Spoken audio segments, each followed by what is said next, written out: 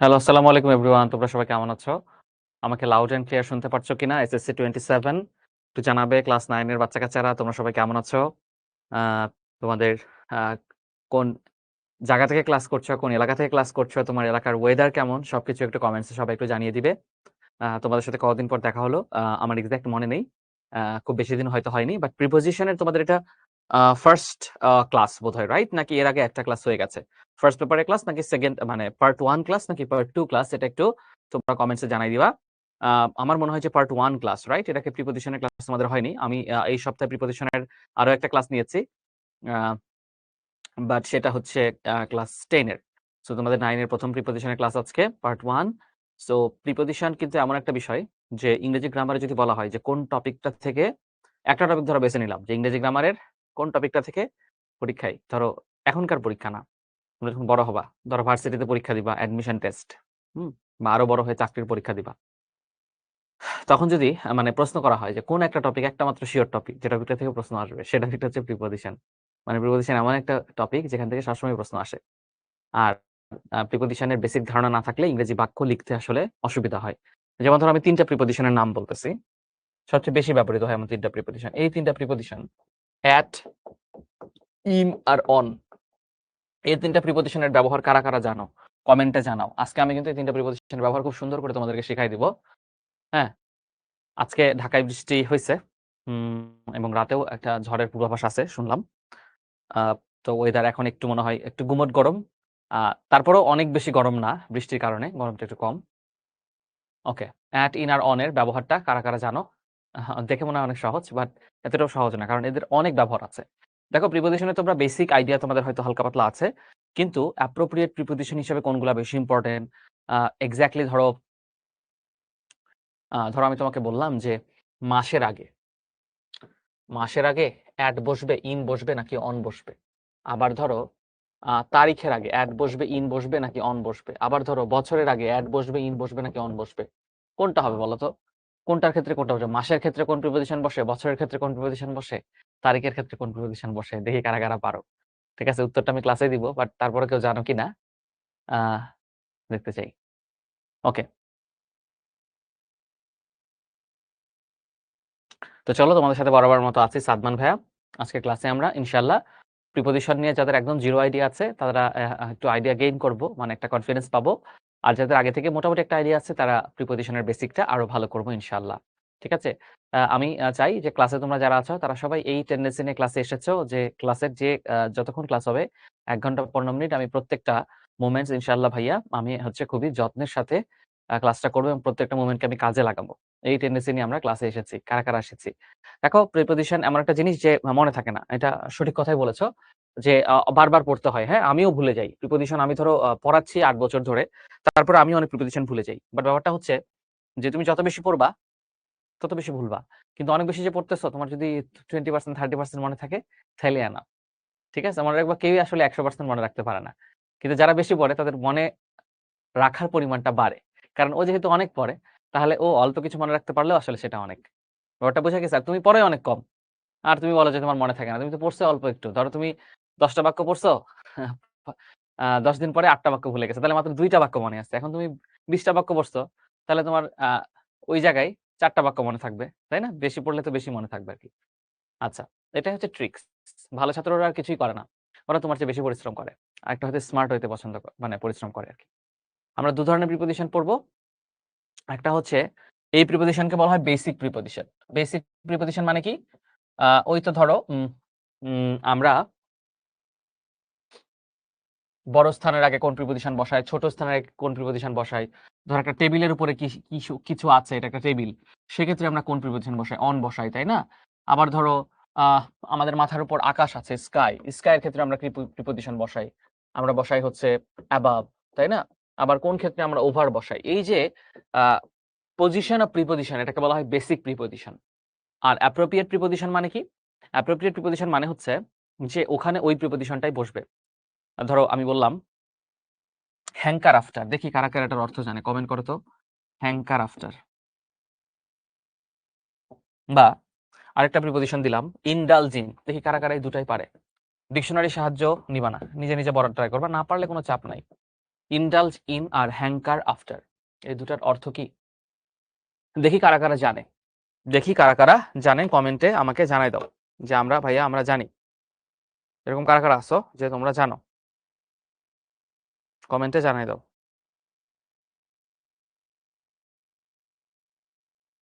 Hanker after মানে হচ্ছে কোনো কিছুর পিছনে ছোটা। ধরো আমি বললাম হি হ্যাঙ্কার্স আফটার মানি, হি হ্যাঙ্কার্স আফটার ওয়েলথ, ঠিক আছে?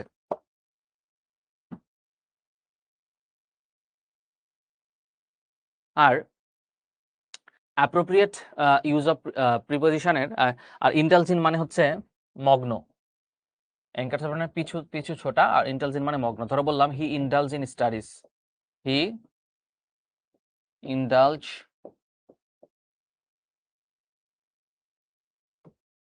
হিমসেলফ ইন স্টাডিজ, মানে সে পড়াশোনায় নিজেকে মগ্ন করেছিল। আর হ্যাঙ্কার আফটার ধরো বললাম হি হ্যাঙ্কার্স আফটার ওয়েলথ। আমি জাস্ট কিছু ডেমো দেখাচ্ছি যে প্রিপোজিশনগুলো কাজে লাগে কিভাবে। এই যে একটা বাক্য লিখতে কিন্তু তোমার প্রিপোজিশন কাজে লাগলো। বা মানি, সে টাকার পিছনে ছুটে। অনেক মানুষই আছে টাকার পিছনে ছুটে, জীবনে তো টাকার দরকার আছে, তাই না? আচ্ছা, তো প্রিপোজিশন কাকে বলে? প্রিপোজিশন শব্দটাকে আমরা যদি ভাঙি, প্রিপোজিশন শব্দটাকে আমরা যদি ভাঙি, দুটা ওয়ার্ড পাওয়া যায়, প্রি আর পজিশন। প্রি মানে হচ্ছে পূর্বে, আর পজিশন মানে হচ্ছে অবস্থান। তাহলে প্রিপোজিশন মানে হচ্ছে পূর্বে অবস্থান। প্রিপোজিশন মানে কি? প্রিপোজিশন মানে হচ্ছে পূর্বে অবস্থান। কার পূর্বে অবস্থান করে? নাউন বা প্রোনাউনের পূর্বে অবস্থান করে। কার পূর্বে অবস্থান করে? নাউন বা প্রোনাউনের পূর্বে অবস্থান করে। কার পূর্বে অবস্থান করে? নাউন বা প্রোনাউন। নাউন বা প্রোনাউনের পূর্বে অবস্থান করে। সবাই বুঝতে পারছি কিনা? সবাই বুঝতে পারছি কিনা এটা জানাই। রুদ্র লিখছে লেফট হ্যান্ড দিয়ে কিভাবে লিখেন? তুমি যেভাবে রাইট হ্যান্ড দিয়ে লিখো সেভাবে আমি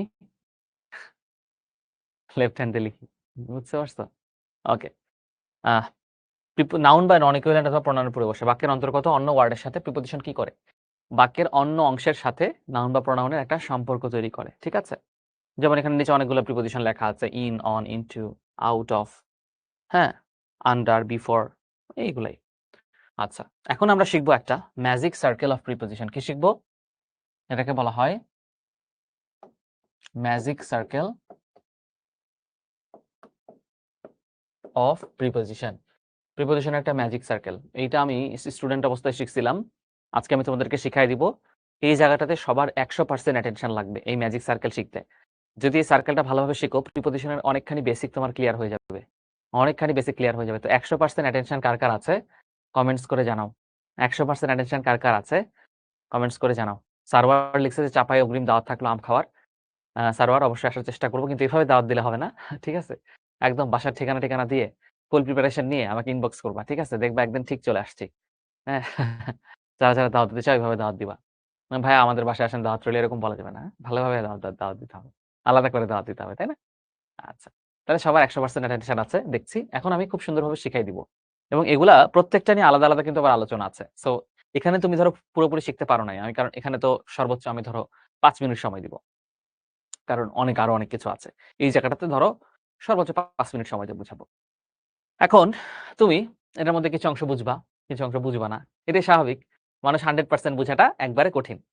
তো তোমার হতাশ হওয়ার কিছু নাই। ক্লাসের শেষ পর্যন্ত থাকবা, দেখবা যে ভাইয়া আবার ওভার অ্যাবভ নিয়ে আলাদা আলাদা স্লাইড আছে। ওখানে আলাদা আলাদা সেন্টেন্স দিয়ে উদাহরণ দিয়ে বুঝানো আছে। এখানে জাস্ট আমি বেসিকটা বুঝাবো। আমার কথা সবাই বুঝতে পারছো? সো এটা 100% যদি তুমি এখন বুঝতে না পারো, হতাশ হবা না। কি হবা না? হতাশ হবা না। ঠিক আছে? ওকে। আচ্ছা, এখন আমি একদম বেসিক থেকে শিখাই। ধরো অন, অন থেকে শুরু করলাম। অন, অন মানে হচ্ছে কোনো কিছুর উপরে লেগে থাকা অবস্থায়, স্পর্শ করে থাকা অবস্থায় থাকা। যেমন ধরো আমার হাতের উপরে রিমোটটা আছে, তাহলে আমি বলবো this remote is on my hand. This remote is on my hand. আমার হাতের মধ্যে কলমটা আছে, তখন বলবো this pen is on my hand. তাহলে আমার যে কোনো একটা তল, আমার হাত একটা তল, একটা টেবিলে থাকতে পারে, একটা চেয়ারে থাকতে পারে, একটা খাটের উপরে থাকতে পারে। কোনো কিছু কোনো সাথে লেগে থাকলে, ধরো তুমি এখন একটা ল্যাপটপে ক্লাস করছো, তাহলে তুমি বলবা this laptop is on the table. This laptop is on the table. তাহলে কোনো তল স্পর্শ করে অবস্থান করলে। অনের আরো অনেক ব্যবহার আছে, এটা জাস্ট পজিশন গুলা শিখাচ্ছি। ধরো একটা রুমে তুমি আছো, সেই রুম অনুযায়ী যদি পজিশন বিভিন্ন জিনিসের থাকে, সেই অনুযায়ী প্রিপজিশন গুলা কিভাবে হবে। এটা গোলক না ধরে এটাকে যদি একটা চারকোনা ধরে, এটা একটা রুম, তাহলে রুমের বিভিন্ন জায়গায় কোন কোন প্রিপজিশন বসাবো সেটা আমরা দেখবো না, আপ হবে না। আচ্ছা, এবার দেখো ওভার আর অ্যাবাভ। ওভার আর অ্যাবাভ, ওভার দ্বারা সাধারণত কোনো কিছুর সাথে যুক্ত আছে, কোনো কিছুর সাথে যুক্ত আছে। যেমন ধরো আমার মাথার উপর একটা ফ্যান আছে, ফ্যানটা নিশ্চয়ই ছাদের সাথে যুক্ত আছে, তাই তো? এবং সাধারণত ঘূর্ণায়মানও থাকতে পারে, ফ্যান কি ঘুরে। তাহলে আমি বলতে পারি this fan is over my head. This fan is over my head. ফ্যানটা আমার মাথার উপরে আছে। অ্যাবাভ কখন বলবো? অ্যাবাভ হচ্ছে অনেক উচ্চতা বা সমুদ্র পৃষ্ঠ থেকে কিছু উপরে। সমুদ্র পৃষ্ঠ থেকে উপরে বোঝাতে অ্যাবাভ বসে। সাধারণত ধরো কোনো কিছুর সাথে লেগে নাই, আকাশে যদি কিছু থাকে তাহলে সেটা কি লেগে আছে? ধরো আকাশে প্লেন যাচ্ছে, আকাশে তারা আছে, এগুলা কি কিছুর সাথে ঝুলে আছে? ঝুলে কিন্তু নাই, এগুলা বিচ্ছিন্ন অবস্থায় আছে। কি আছে? বিচ্ছিন্ন অবস্থায় আছে। তাহলে আমরা বলবো the sky is above our head. উদাহরণগুলো ভালোভাবে নোট করে নিবা, তাহলে হচ্ছে বুঝতে সুবিধা হবে। যদি সবগুলো আলাদা আলাদা করে আবার স্লাইড আছে, তো আমি সবগুলো হয়তো বুঝাই দিব না, সবগুলো হয়তো আলাদা আলাদা করে বুঝাই দেওয়ার টাইম আসলে নাই। ঠিক আছে? ইমামউদ্দিন লিখছে ভাই চট্টগ্রামে আসেন। চট্টগ্রামে আগামীকাল রাতে যাবো ইনশাল্লাহ, চট্টগ্রামে থাকবো। ধরো 26 তারিখ পর্যন্ত চট্টগ্রামে থাকবো ইনশাল্লাহ। ওকে, এরপরে থ্রু কাকে বলে? থ্রু, ধরো তোমাদেরকে আমি থ্রু দেখো একটা তীরের মতো টান দেওয়া আছে, তাই না? খেয়াল করে তীরের মতো টান দেওয়া আছে। ধরো তোমরা কেউ বুঝতেছো না, ঠিক আছে, অনেক বুঝাচ্ছি তারপরে বুঝতেছো না, তখন আমি কি করলাম, একটা বন্দুক বের করে বন্দুক দিয়ে গুলি করে দিলাম। বন্দুক তোমার মাথার এদিক দিয়ে ঢুকলো, এদিক দিয়ে বের হয়ে গেল। এখন বন্দুক বের হয় না, গুলি বের হয় আসলে, সরি। তাহলে বন্দুকের গুলি তোমার মাথার মাঝখান দিয়ে ঢুকে এদিক দিয়ে বের হয়ে গেল। থ্রু মানে হচ্ছে কোন একটা কিছুর ভিতরে ঢুকে সেটা অতিক্রম করে বের হয়ে যাওয়া। মানে কোন একটা কিছু এক সাইড দিয়ে ঢুকে আরেক সাইডে বের হয়ে গেলে সেটাকে বলা হয় থ্রু। বা ধরো তুমি ক্রিকেট খেলতেছো, এখন পাশের বাসার 6 মারছো, পাশের বাসার জানালার কাচ দিয়ে ফেটে বাসার ভিতর ঢুকে গেছে, তাহলে the ball went through the window. তাহলে থ্রু মানে হচ্ছে কোনো কিছু ভেদ করে চলে যাওয়া। তাহলে তুমি লিখতে পারো the bullet went through his head. তাহলে থ্রু মানে হচ্ছে কোনো তল অতিক্রম করে যাওয়া, তাই না? আমি একটা অবস্থার মধ্য দিয়ে যাচ্ছি, তাহলে I am going through this situation. বুঝতে পারছো? সবাই বুঝতে পারছো কিনা? সবাই বুঝতে পারছো কিনা জানাও। আয়শা লিখছে ভাই আপনি কি আমাদেরকে গুলি মারতে চান? অবশ্যই চাই না, আমি মজা করলাম বোঝানোর জন্য, ঠিক আছে। আচ্ছা, এরপর ইন বলতে কি বোঝায়? ইন মানে হচ্ছে কোনো জায়গায় স্থির হয়ে বসে থাকা, কোনো জায়গায় স্থির অবস্থান করা। ধরো তুমি ইন বলতে বোঝায় কোনো জায়গায় স্থির অবস্থান করা। ধরো তুমি একটা রুমে বসে আছো, এখন নিশ্চয়ই তুমি নাচতে নাচতে ক্লাস করতেছো না, লাফাতে লাফাতে ক্লাস করতেছো না, নিশ্চয়ই বসে আছো কিংবা শুয়ে আছো, তার মানে স্থির অবস্থায় আছো। সবাই বুঝতে পারছে কিনা? ধরো তুমি একটা রুমের মধ্যে আছো, তুমি কিভাবে আছো? স্থির অবস্থায় আছো, তাই না? নিশ্চয়ই হাঁটতে হাঁটতে দৌড়াতে দৌড়াতে ক্লাস করছো না, নাকি এরকম করে দৌড়াতে দৌড়াতে ক্লাস করতেছো? নিশ্চয় নয়। তাহলে ইন, তাহলে যদি বলে আই এম ড্যাশ রুম, তাহলে I am in the room, I am in the room. তারপরে তুমি রুমে হচ্ছে স্থির অবস্থায় আছো। তাহলে ইন মানে হচ্ছে কোনো কিছুতে স্থির অবস্থায় অবস্থান করা। সবাই বুঝতে পারছে কিনা? সবাই বুঝতে পারছে কিনা এটা জানাই। সবগুলা কিন্তু আবার আলাদা আলাদা করে স্লাইড আছে, তো কোনো চাপ নাই। জাস্ট হালকা করে একটু বেসিক আইডিয়া নেওয়ার চেষ্টা করো, একটু পরে কিন্তু আবার ডিটেলসে বুঝাবো, একটু পরে কি করব, ডিটেলসে কিন্তু বুঝাই দিব। সো এই চাপ নেওয়ার দরকার নাই যে ভাইয়া অনেকখানি বুঝতেছি অনেকখানি বুঝতেছি না, এরকম কোনো চাপ নেওয়ার কিন্তু কোনো দরকার নাই। ঠিক আছে? ওকে, আচ্ছা। ইনটু কখন হয় বলো তো? ইনটু, ইনটু মানে হচ্ছে গতিশীল অবস্থা থেকে স্থির অবস্থায় যাওয়া। ইনটু মানে হলো গতিশীল, লিখে দিচ্ছি কিন্তু সবগুলা, গতিশীল অবস্থা থেকে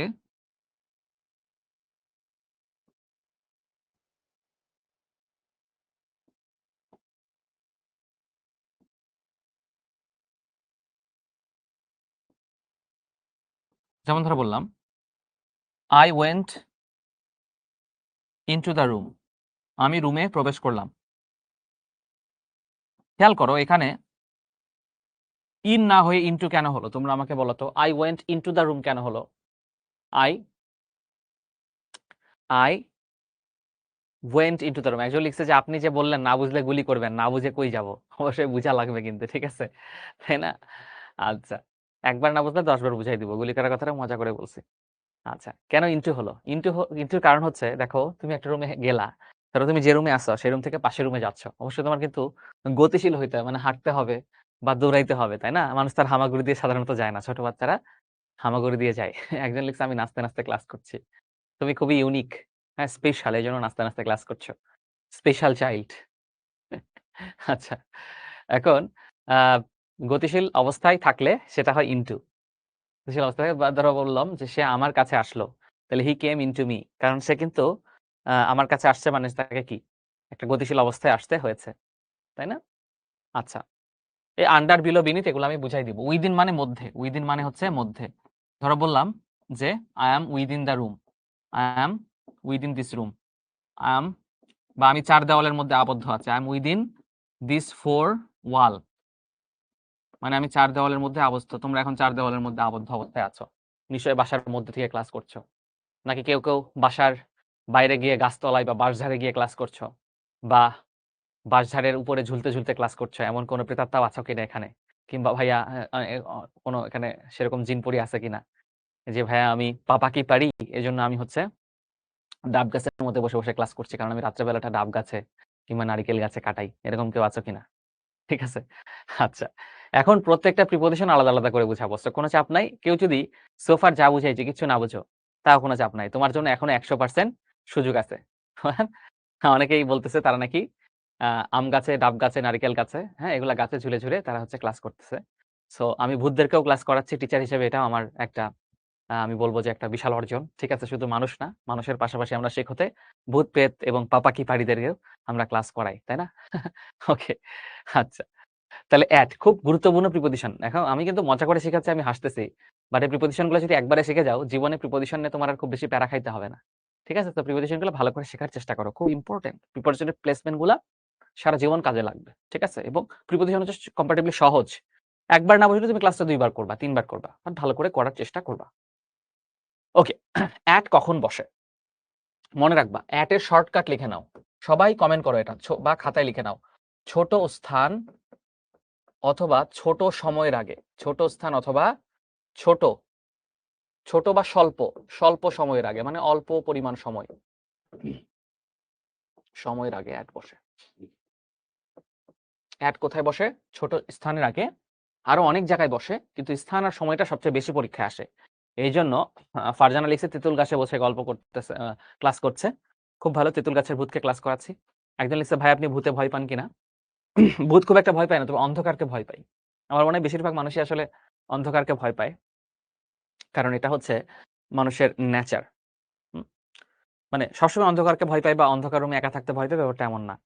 কিন্তু প্রত্যেকটা মানুষের জন্মগতভাবে, যেহেতু মায়ের পেটে সে অনেকদিন ছিল, সেখানে অন্ধকারে ছিল, একটা অচেনা পরিবেশে ছিল, অন্ধকার, এবং এটাকে বলা হয় যে হাজার হাজার বছর আগে যখন আমাদের পূর্বপুরুষরা অন্ধকারে থাকতো, অন্ধকারে শিকারী পশুরা হামলা চালাতো, তো মানুষ আগে থেকেই অন্ধকারকে, ওটা আমাদের জেনেটিক্স এর মধ্যে আছে, আমরা অন্ধকারকে হচ্ছে ভয় পাই। ঠিক আছে, ওকে, তো ব্যাপারটা হচ্ছে অবস্থান বুঝাতে, দেখো লিখে দিয়েছে এখানে, অবস্থান বুঝাতে নাম উল্লেখিত ছোট স্থানের আগে, যেমন গ্রাম এলাকা, মহল্লা, ছোট শহর, আগে কি বসে?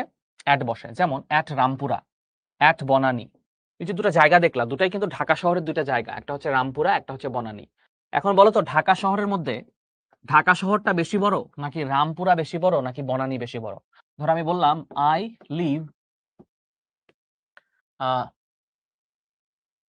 Leave dash Gulshan dash Dhaka, আমি ঢাকা গুলশানে থাকি। তাহলে কোন প্রিপোজিশন, কোথায় কোন প্রিপোজিশন বসবে বলো তো? কোথায় কোন প্রিপোজিশন বসবে?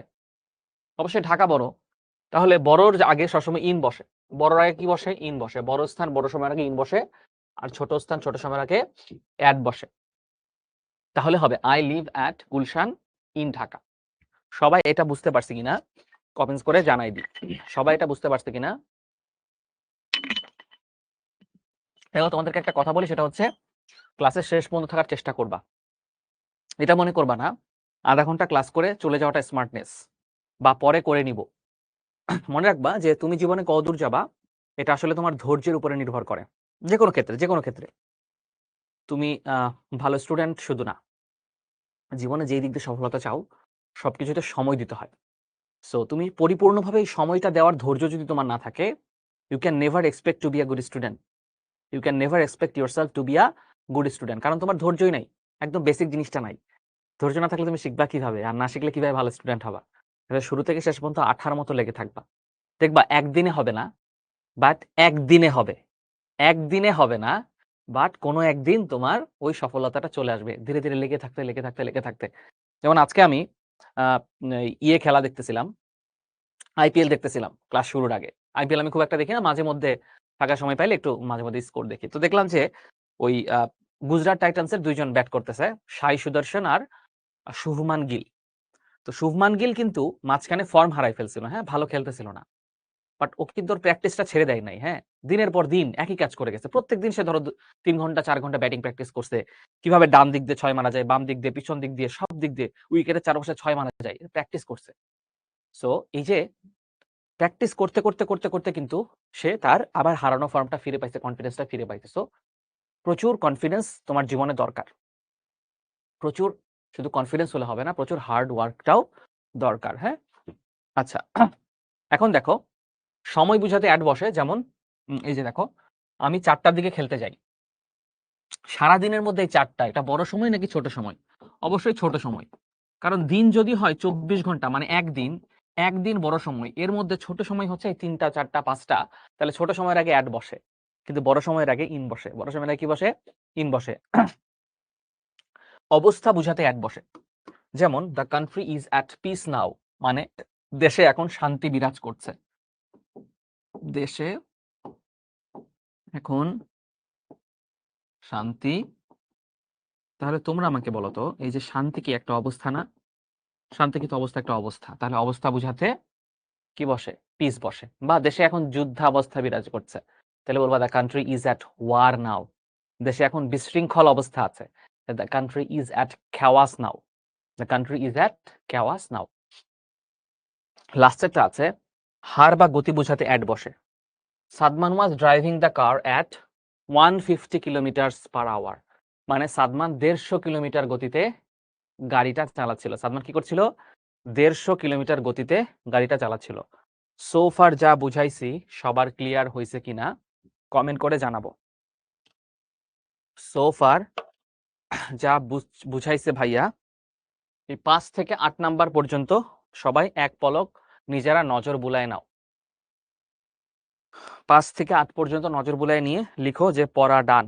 পড়াটা আস্তে আস্তে পড়বা, জোরে পড়ার দরকার না। পড়ে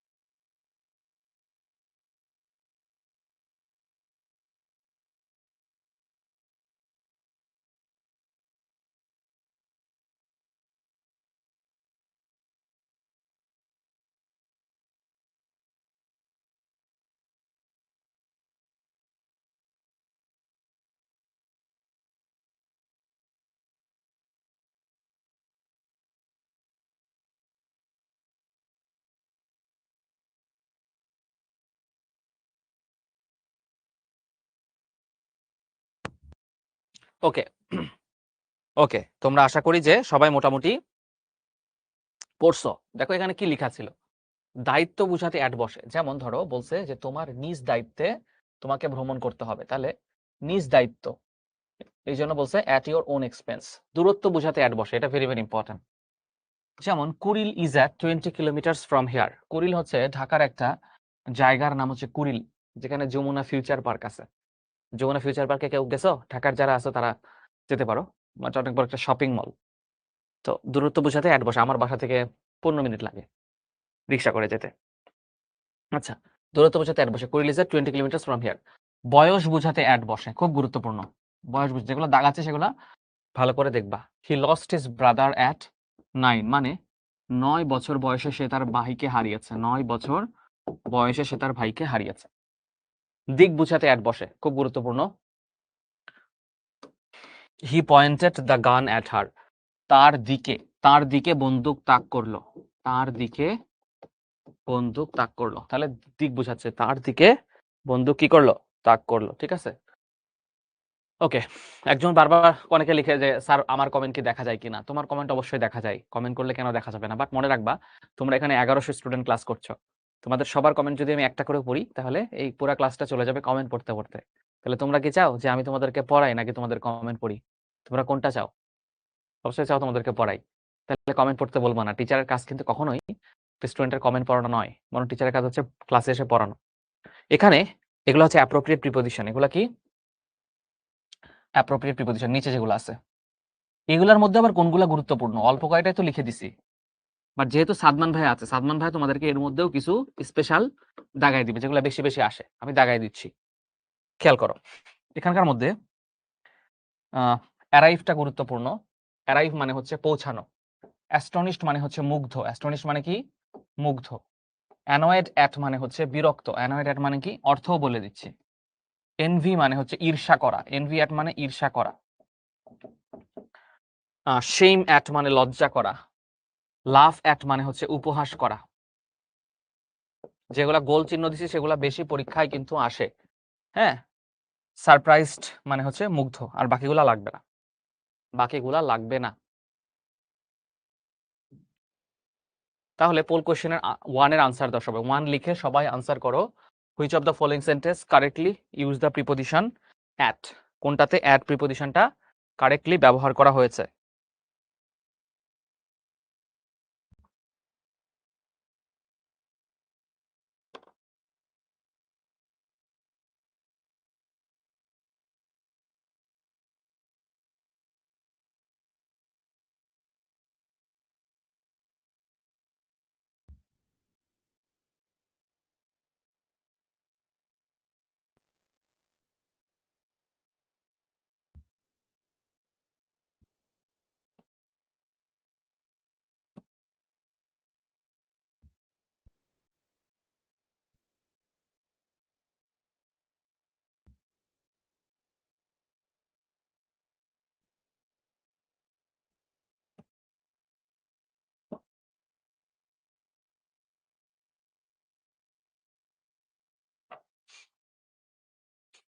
সবাই লিখতেছে সি, তাই না? I will see you at the cinema. The cat is sitting at the table. The school is at 9 AM। Answer C. আনসারটা হচ্ছে সি, তাই না? কারণ হচ্ছে এটা হতো অন দ্য সিনেমা, এটা কি হতো? অন হতো। দ্য ক্যাট ইজ সিটিং, এটাও কি হতো? অন হতো। তাহলে প্রথম দুটো অন হতো আসলে। এই অ্যাট মানে সময় বুঝাইছে। সি নাম্বারটা হচ্ছে আনসার। এরপর আমরা চলে যাচ্ছি অন। অনও খুবই গুরুত্বপূর্ণ। অনের ক্ষেত্রেও যেগুলা শিখাবো সেগুলা খুবই গুরুত্ব দিয়ে তোমরা কি করবা? বোঝার চেষ্টা করবা। খুবই গুরুত্ব দিয়ে বোঝার চেষ্টা করবা, ঠিক আছে? অন, অনটাও খুব গুরুত্ব দিয়ে তোমরা কি করবা? বোঝার চেষ্টা করবা। রকিবুল্লাহ ভাইকে একটু পাঠাও। ওকে, এরপর দেখো, নদীর তীরে বোঝাতে অন বসে। যেমন Chittagong is on the Karnaphuli, মানে চিটাং হচ্ছে কর্ণফুলী নদীর তীরে। চিটাগং কর্ণফুলী নদীর তীরে অবস্থিত। স্ক্রিনটা একটু মনে হয় এই সাইডে সরে গেছে, মানে এই যে আমার স্ক্রিনটা একটু মাঝখানে এনে দেয়। স্ক্রিন সরা বলতে বোঝাচ্ছি এভাবে না, মানে আমাকে যে সাইডে দেখা যাচ্ছে আর কি। আচ্ছা, কোনো কিছুর উপরে সংলগ্ন বোঝাতে অন বসে। যেমন দা বুক ইজ অন, এটা তো অলরেডি বুঝাইছি, এটা খুবই গুরুত্বপূর্ণ। ফ্লোরের সংখ্যা বোঝাতে, ধরো আমি বললাম যে আমার অফিস, যেমন আমি যে অফিসে ক্লাস নিচ্ছি শিখর অফিসে, শিখর অফিসটা হচ্ছে আমি যেখানে ক্লাস নিচ্ছি লিফটের 5 মানে 6 তলায়। তাহলে বললাম my office is on the 5th floor. লিফটের 5 মানে 6 তলা। তাহলে তাহলে এই যে তালা বোঝাতে কত তালায়, সেখানেও আমরা অন বসাই। সীমানার উপরে বোঝাতে পার্কের দক্ষিণে, এটা সীমানা, পার্কের সীমানার মধ্যেই। 5 নাম্বারটা খুবই খুবই গুরুত্বপূর্ণ, মনে রাখবা, সবাই লিখে ফেলো। দিন এবং তারিখের আগে সবসময় অন বসে। দিন, তারিখ এবং বিশেষ দিবস মানে উৎসবের দিনগুলোতে, ঈদের দিন, হ্যাঁ, 26শে মার্চ, ছুটির দিন, এগুলোর ক্ষেত্রে সবসময় কি বসে? অন বসে। সবাই খাতায় লিখে নাও, এটা পরীক্ষায় 100% আসবে।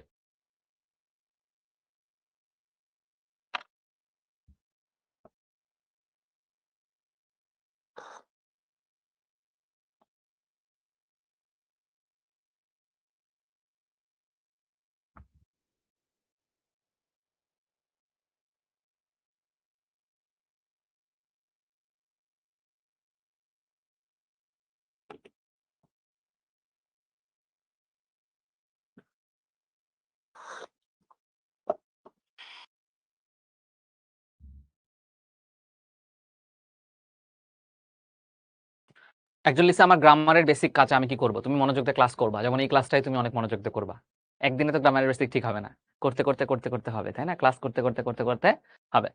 আচ্ছা, যেমন তোমার জন্মদিনের দিনও কিন্তু অন হবে, তাই না? যেমন my birthday is on 7th July, আমার বার্থডে জুলাইয়ের 7 তারিখ। আচ্ছা, we have a holiday on Sunday on the 16 December. দেখো অন সানডে, তাহলে এই যে বারের আগে অন বসলো, এবং দেখো অন দ্য 16 ডিসেম্বর, এই যে 16 ডিসেম্বর, এটাও একটা তারিখ ছিল, তাহলে বার এবং তারিখের আগে অন বসে, বুঝতেই পারছো। পোল কোয়েশ্চেন 2 এর আনসার দাও সবাই। পোল কোয়েশ্চেন 2 এর আনসার কি হবে?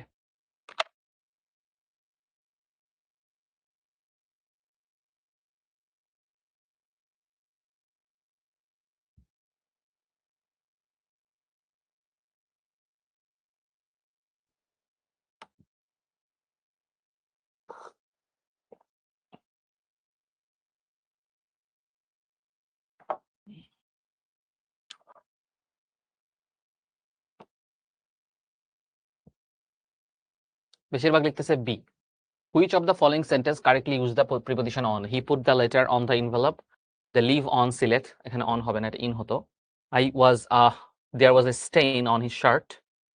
কোনটা হবে? এ নাকি সি? এ হবে না, নাকি সি হবে? সি হবে। যারা সি দিছ, যারা অন সিলেট দিছ, এটা তো সবার আগে ভুল করছো রে ভাই। খেয়াল করো, সিলেট একটা বড় জায়গা, বড় জায়গার আগে সবসময় ইন বসে, তাই না? অ্যাট আর ইনের মধ্যে একটা বসে, অন তো বসেই না। তাহলে বড় জায়গায় কি বসে? বড় জায়গার আগে ইন বসে। তাহলে লিখতে পারো I live in Sylhet. C নাম্বারটা হবে, দেয়ার ওয়াজ এ স্টেইন। স্টেইন মানে হচ্ছে দাগ, স্টেইন মানে কি? দাগ। এখন খেয়াল করো, সুনির্দিষ্ট জায়গা, সুনির্দিষ্ট জায়গা হলে সবসময় সেখানে অন বসে।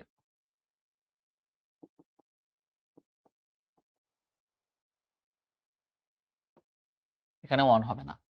আচ্ছা, এরপর ইন কোথায় হতো? ইন দ্য ইনভেলপ হতো আর কি। ওকে, এরপর কোনো বিষয় বা ভাষায় বুঝালে তার আগে ইন বসে। যেমন ধরো বাংলায়, তাহলে ইন বাংলা। ধরো he speak in Bangla, he speak in French, he speaks in Japanese, say Japanese ভাষায় কথা বলে। তাহলে যে কোনো ভাষা হলে সবসময় সেখানে কি বসে? ভাষার ক্ষেত্রে ইন বসে। একদম ঠাঠা মুখস্থ মনে রাখবা, যা যা শেখাচ্ছি সেগুলা ক্লাসের পরেই কণ্ঠস্থ, ঠোঁটস্থ, মুখস্থ, আত্মস্থ যা করা লাগে। ক্লাস কিন্তু ভাই অনেক, মানে 5 বছর আগে, করোনার আগে চিন্তা করা যাইতো না যে এরকম একটা স্লাইড বানানো সম্ভব। মানুষ শুধু গাইড দেখে পড়তো। গাইডের পাতাগুলা কিরকম, কি কোনো প্রাণহীন মনে হয় না বইয়ের পাতাগুলা? মানে একটা পড়তে ইচ্ছা করে না, কেমন একটা ম্যাচ ম্যাচ করে গায়ে। 2 পাতা পড়লেই, 1 পাতা পড়লেই ঘুম ধরে। স্লাইড কিন্তু অনেক চকচকে একটা জিনিস, মানে এটা অনেক প্রাণবন্ত একটা জিনিস, এর মধ্যে ছবি টবি আছে। তো এরকম করে পড়াচ্ছি আমরা, এত সুন্দর করে ধরে ধরে প্রত্যেকটা লাইন বুঝাচ্ছি। জীবনে নিজেরা যখন গ্রামার পড়ছি স্যারদের কাছে, জীবনে বুঝাই নাই, খালি প্র্যাকটিস করাইছে, সত্যি কথা। তারপরেও যদি তুমি না পারো, তাহলে ঘাটতিটা তোমার। কি মনে রাখবা? ঘাটতিটা তোমার, তুমি প্র্যাকটিস বেশি করতেছো না। ব্যাপার হচ্ছে এগুলো একদম ভেজে খেয়ে ফেলবা। কি করবা? ভেজে খেয়ে ফেলবা, একদম সুন্দর করে তেল মরিচ মাখায়ে। সাদমান ভাই যা শিখাচ্ছে, ভাইয়া আমরা একদম ভেজে খাইছি, ভাইয়া আপনি কোথা থেকে কোশ্চেন দিবেন? আমরা পারবো। পারবো না মানে 100% পারবো, এই কনফিডেন্স থাকতে হবে নিজের মধ্যে, ঠিক আছে? বড় স্থান বোঝাতে কি বুঝাইছিলাম? যে বড়র ক্ষেত্রে সবসময় বড় স্থান বড় সময়ের ক্ষেত্রে ইন হয়। সাদমান ভাই বলছিল, মিলছে? এই সবাই লিখো, মিলছে কিনা? বলছিলাম যে বড় স্থান বড় সময়ের ক্ষেত্রে ইন হয়, আর ছোট স্থান ছোট সময়ের ক্ষেত্রে অ্যাট হয়। এই দেখো মিলে গেছে। যেমন দে লিভ ইন সিলেট, একটু আগে এটা কিন্তু আনসারও দিলাম আমরা, তাই না? আচ্ছা, সময়ের ক্ষেত্রে মাস, বছর, ঋতুর নাম, তার মানে বড় সময়। দেখো মাস মানে হচ্ছে 30 দিন, বছর মানে 365 দিন, ঋতু মানে মিনিমাম 3-4 মাস। তাহলে সবসময় বড় সময়ের ক্ষেত্রে, কিসের ক্ষেত্রে? বড় ধরনের সময়ের ক্ষেত্রে ইন বসে। যেমন the leaves fall in winter, winter মানে কাল, ঋতু, ইন 2025। তাহলে যত বড় সময়, বড় স্থান, ভেরি ভেরি ইম্পর্টেন্ট, এগুলার আগে কি হয়? এগুলার আগে সবসময় ইন বসে। ওকে, এরপর ক্ষেত্র বোঝাতে ইন বসে। যেমন এগুলা খুব বেশি মানে গুরুত্বপূর্ণ না, এগুলো একটু নিজেরা দেখবা। পেশাটা গুরুত্বপূর্ণ, পেশার ক্ষেত্রে ইন বসে। যেমন শি ওয়ার্কস ইন জার্নালিজম, মানে সে সাংবাদিকতায় কাজ করে, সে সাংবাদিক হিসেবে কাজ করে, সাংবাদিক। বা শি ওয়ার্কস ইন টিচিং, আমার ক্ষেত্রে বললে হি ওয়ার্কস ইন টিচিং। একটু লিখছে স্যার আগের ক্লাসগুলো দেখবো কিনা? অবশ্যই দেখবা, তোমার যে টপিকে ঘাটতি, যে জায়গাতে ঘাটতি, আর্কাইভ ক্লাস তো দেখতে হবে, তাই না? মাধ্যম বোঝাতে ইন বসে। যেমন তারা ধরো ইংলিশে কথা বললো, বাংলায় কথা বললো, তখন ইন হবে। এখান থেকে আমি গুরুত্বপূর্ণগুলো দাগাই দিচ্ছি। এক্সপার্ট আর এক্সেল মানে হচ্ছে দক্ষ, এক্সপার্ট এবং এক্সেল ইন মানে হচ্ছে দক্ষ। ইনডালজ ইন মানে অলরেডি ক্লাসের শুরুতেই বলে দিছিলাম, কোনো কিছুতে ডুবে থাকা বা মগ্ন থাকা। সাকসিড ইন মানে সাফল্য, বিলিভ ইন মানে বিশ্বাস, অ্যাসিস্ট ইন মানে সাহায্য করা, ইন্টারেস্টেড ইন মানে আগ্রহী, খুবই গুরুত্বপূর্ণ, আগ্রহী। কনসিস্টেন্ট মানে নিহিত, লেখায় আছে। পারসিস্ট ইন মানেও নিহিত, পারসিস্ট মানে নিহিত। ইনকারেজ ইন মানে উৎসাহিত। এগুলা ভালো করে তোমরা, একজন লিখছে এগুলা কি নোট করবা কিনা? নোট করার দরকার হলে ক্লাসের পরে করবা। স্লাইডের বাইরে যা লিখে দিচ্ছি সেগুলো নোট করো, ঠিক আছে? আর স্লাইডটা কিন্তু ক্লাসের পর পেয়েই যাবা, দাগানো স্লাইডটা। তাহলে 3 নম্বরের আনসার দাও। 3 নম্বরের আনসারটা কি হবে? সবাই পোল কোয়েশ্চেন 3, দেখি কে কার আগে আনসার করতে পারে।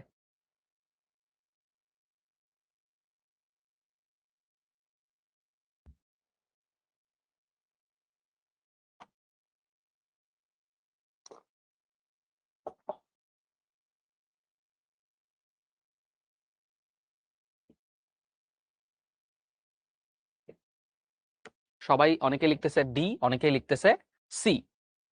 আচ্ছা, the picture is in the wall. আচ্ছা, আবার আছে I will see you in Tuesday. আমরা জানি যে বারের ক্ষেত্রে সবসময় অন বসে, তাই না? তাহলে এখানে অন হলে ঠিক ছিল, তো এটা ভুল। ইন দ্য ওয়াল এটা ঠিক হতে পারে, ভুল হতে পারে। The cat is sitting in the box, এটাও হবে না। কোনো একটা তল স্পর্শ করে থাকলে, মানে একটা বক্স, এখানে একটা কি বসে আছে, এখানে একটা বিড়াল, এটা বিড়ালের লেজ, এখানে একটা বিড়াল বসে আছে, তাহলে এটাও হবে না, অন দ্য বক্স হতো এখানে, তাই না? হি অ্যারাইভ ইন লন্ডন ইয়েস্টারডে, তাহলে এ হবে না ডি হবে? ডি হবে, তাই না? এটাও অন হতো, এটাও অন হতো, তাহলে এই তিনটার ক্ষেত্রে অন হতো, শুধুমাত্র এটার ক্ষেত্রে ইন হবে। কেন ইন হবে? জায়গা, এখানে একটা জায়গারই কথা আছে। জায়গা যদি শুধুমাত্র একটা হয়, সেক্ষেত্রে সেটার ক্ষেত্রে ইন বসে। কি বসে? ইন বসে। এবং লন্ডন কিন্তু একটা বড় জায়গা।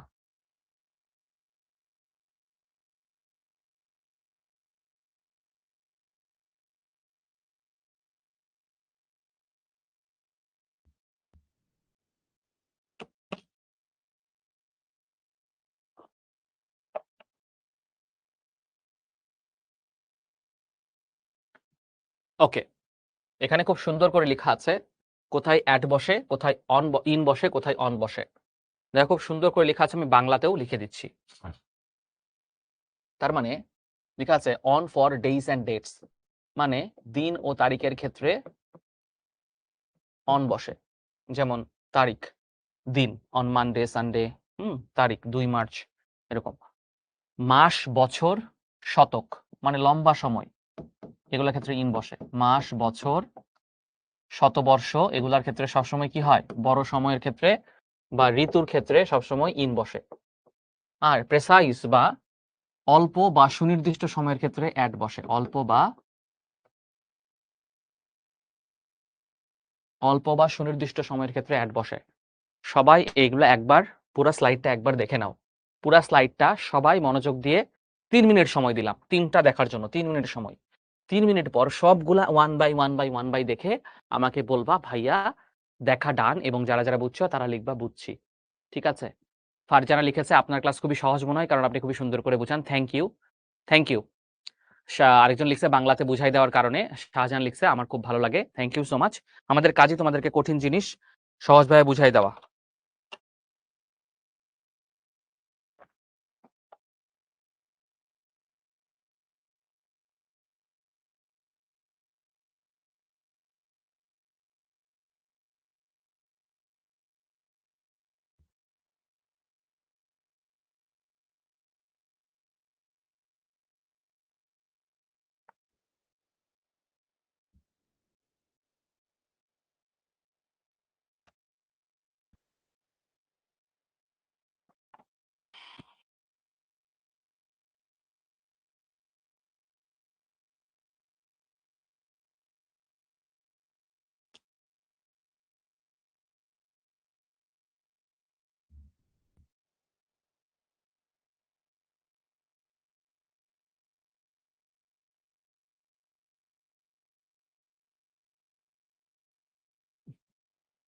অনেকে লিখছে যে স্যার দেখা ডান। ওকে, থ্যাংক ইউ। এরপর দেখো সুন্দর একটা ছবি ব্যবহার করা হয়েছে। এটা আমাদের নববর্ষ উৎসবের একটা ছবি কিন্তু। এই যে তোমাদের দিবা আপু আমার পাশে আছে, সামি ভাই এখানে আছে, অর্পি আপু আছে, তোমাদের সব পরিচিত টিচাররা, তাই না? তোমাদের রাহান ভাই, এনাম ভাই সবাই আছে। তো এইখানে আমরা টু এর ব্যবহারটা এই ছবির মধ্যেও আমরা দেখব। খুব সুন্দর একটা ভাইব্রেন্ট একটা পিকচার। এখানেও আমরা হচ্ছে এই টু এর ব্যবহারটা দেখব। টু মানে আসলে টু এর বাংলা কি? টু এর এক্সাক্ট যদি তুমি বাংলা করো তাহলে হচ্ছে প্রতি বা দিকে, প্রতি বা দিকে এরকম বোঝায়। আরো অনেক অর্থ আছে, খাঁটি বাংলাটা বললাম। মাঝারু লিখছে প্রিপজিশন কি শুধু এগুলাই আসবে? যেগুলো সবচেয়ে বেশি আসে সেগুলাই আলোচনা করা হচ্ছে, ঠিক আছে? আর যেগুলো বেশি বুঝার সেগুলো ধরে ধরে বেশি বুঝাই দিচ্ছে। কোনগুলো আছে যেগুলো তো অনেক বেশি বুঝানোর কিছু নাই, মুখস্থ করা, ওগুলা তোমাদেরকে পড়ার জন্য দিয়ে দিব, স্লাইডে আছে, সব আছে। আচ্ছা, তাহলে কোন স্থানে আসা এবং যা বুঝালে ওই স্থানের আগে টু বসে। যেমন ধরো she went to the Baishakh fair yesterday. তাহলে কোথায় গিয়েছিল? এই যে শিখর বৈশাখ উৎসবে, শিখর বৈশাখ উৎসবে গিয়েছিল, ঠিক আছে? Okay, they are moving to Mirpur next month. তারা সামনের মাসে মিরপুরের দিকে যাচ্ছে। বা ধরো আমি বললাম ট্রেনটা ঢাকার দিকে যাচ্ছে, তাহলে the train going to Dhaka, going to, বা টু এর বদলে এখানে হতে পারে টুয়ার্ডস। টুয়ার্ডস মানেও দিকে। টু এর একটা বিস্তারিত ভার্সন হচ্ছে টুয়ার্ডস। তাহলে ট্রেনটা ঢাকার অভিমুখে বা ঢাকার দিকে যাচ্ছে। তাহলে টু মানে দিকে, কোনো কিছুর দিকে বোঝাতে আমরা টু বসাই, ঠিক আছে? ওকে, ব্যতিক্রম কিন্তু আছে। আচ্ছা, অনুসারে বোঝাতে টু বসে। যেমন ধরো অ্যাকর্ডিং টু মানে অনুসারে, the decision is to them to minor. সীমানার বাইরে বোঝাতে এটা গুরুত্বপূর্ণ, টু বসে। Kolkata is to the West of Bangladesh, মানে কলকাতা বাংলাদেশের পশ্চিম দিকে অবস্থিত। বাংলাদেশের পশ্চিম দিকে অবস্থিত জন্যই কলকাতা তো পশ্চিমবঙ্গের রাজধানী, তাই না? বাংলাদেশের পশ্চিম দিকে হচ্ছে পশ্চিমবঙ্গ, কারণ এটা বাংলাদেশের পশ্চিম দিকে, ওয়েস্ট মানে পশ্চিম। বোঝা গেছে? চন্দ্রিমা লিখছে যে ভাই আপনার হাসিটা খুব সুন্দর, থ্যাংক ইউ সো মাচ। ওকে, এখন এখান থেকে অনেকগুলো আছে না টু, আমি এখান থেকে দাগায় দিচ্ছি, কারণ এতগুলো পড়া তো তোমাদের জন্য সম্ভব না। আমি এখান থেকে মোস্ট ইম্পর্টেন্ট গুলো লিখে দিচ্ছি এবং অর্থও লিখে দিচ্ছি। ইনক্লাইন, হার্মফুল টু মানে হচ্ছে তোমার ক্ষতিকর, হার্মফুল টু মানে ক্ষতিকর। বেনিফিশিয়াল এবং ইনজুরিয়াস টু মানেও ক্ষতিকর, হ্যাঁ। আর বেনিফিশিয়াল টু মানে হচ্ছে উপকারী। বেনিফিশিয়াল টু মানে কি? উপকারী। বেনিফিশিয়াল টু মানে হচ্ছে উপকারী।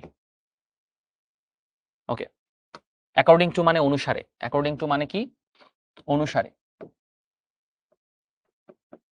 অ্যাকাস্টাম টু মানে হচ্ছে অভ্যস্ত। অ্যাকাস্টাম টু মানে হচ্ছে অভ্যস্ত। অ্যাডমিট টু মানে কি বলো তো দেখি, কারা পারে? আমি লিখে দিব, বাট তার আগে তোমরা লিখো দেখি পারো কিনা। অ্যাডজাসেন্ট টু মানে সংলগ্ন। অ্যাডজাসেন্ট টু মানে কোনো কিছুর সাথে লেগে থাকা, সংলগ্ন। অ্যাফেকশনেট টু মানে হচ্ছে কোনো কিছুর প্রতি নিবেদিত। অ্যাফেকশনেট টু মানে নিবেদিত। অনেক লিখতে হচ্ছে তো এই জন্য আমি হচ্ছে সব লিখতে মানে সুন্দর করে লিখতে পারছি না। নোন টু মানে হচ্ছে পরিচিত। নোন টু মানে পরিচিত। কন্ট্রারি টু মানে হচ্ছে বিপরীত দিক। অনেকেই লিখছে অ্যাডমিট টু মানে হচ্ছে ভর্তি হওয়া। আরেকটা আছে জানো, অ্যাডমিট টু মানে স্বীকার করা। অ্যাডমিট টু মানে স্বীকার করা। অ্যাডমিটেড টু মানে কি? স্বীকার করা, ঠিক আছে? আচ্ছা, কন্ট্রারি টু মানে হচ্ছে বিপরীতধর্মী। ডেভোট টু মানে হলো নিবেদিত। ডেভোট টু মানে কোনো কিছুর প্রতি, ধরো তুমি, আমি বললাম he is devoted to studies, মানে সে পড়াশোনার প্রতি অনেক নিবেদিত। সে পড়াশোনার প্রতি অনেক নিবেদিত, ঠিক আছে? তাহলে পোল কোয়েশ্চেন 4 এর আনসারটা কি হবে? সবাই কমেন্টস করে জানাও যে পোল কোয়েশ্চেন 4 এর আনসারটা কি হবে।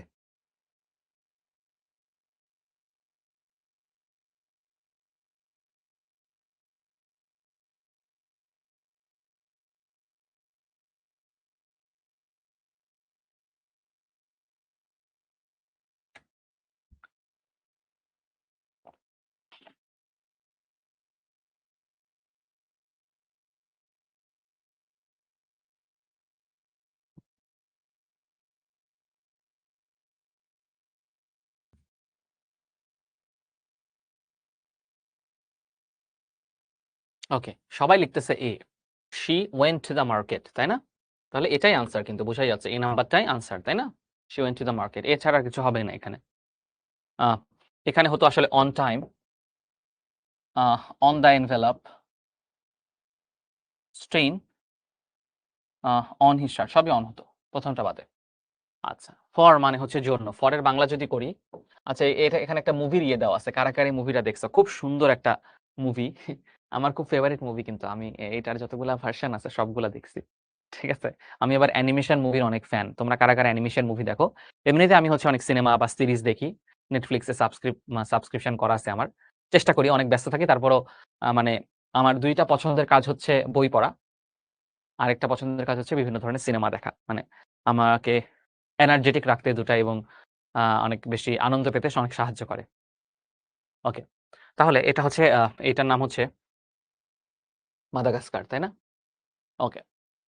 সময়ের আগে বা ধরে বা ব্যাপিয়া বোঝাতে ফর বসে। যেমন ধরো, he has been struggling for 2 ইয়ার। সে ২ বছর ধরে সংগ্রাম করছে। তাহলে এটা ধরে বা এরকম বোঝাচ্ছে।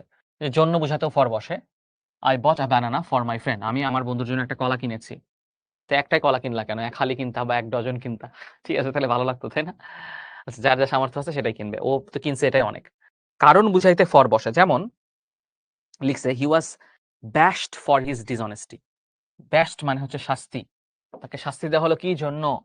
তার অসততার জন্য। তাহলে জন্য বুঝাইছে। একজন বলছে, রুলস কি সবগুলাই মুখস্থ করব নাকি বেশি গুরুত্বপূর্ণ যেগুলা সেগুলা? আ বেশি গুরুত্বপূর্ণগুলা যেগুলা খাতায় লিখে বারবার মুখস্থ করবা। আর বাকিগুলা একবার করে হলেও দেখবা। ঠিক আছে? ওকে। একজন লিখছে, স্যার আর কয়টা স্লাইড বাকি আছে একটু বলবেন? এরকম করে আসলে আমিও মুখস্থ করে রাখি না। যতক্ষণ দরকার হয় ততক্ষণই আমরা পড়াই, তাই না? বাকিগুলো তোমাদের নিজেদের পড়ার জন্য দিয়ে দিই। তো এরকম হিসাব করে পড়াশোনা করা যাবে না। আচ্ছা, ফর মানে জন্য, সমর্থন বুঝাতেও ফর বসে।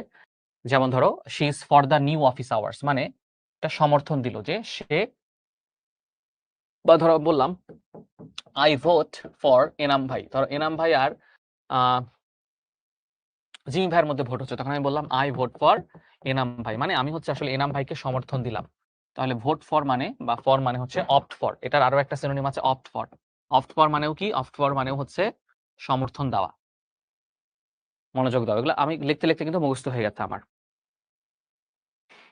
নিম্নের শব্দগুলোর পরে ফর বসে। কম্পেনসেট ফর মানে কি? ক্ষতিপূরণ। কম্পেনসেট ফর মানে কি?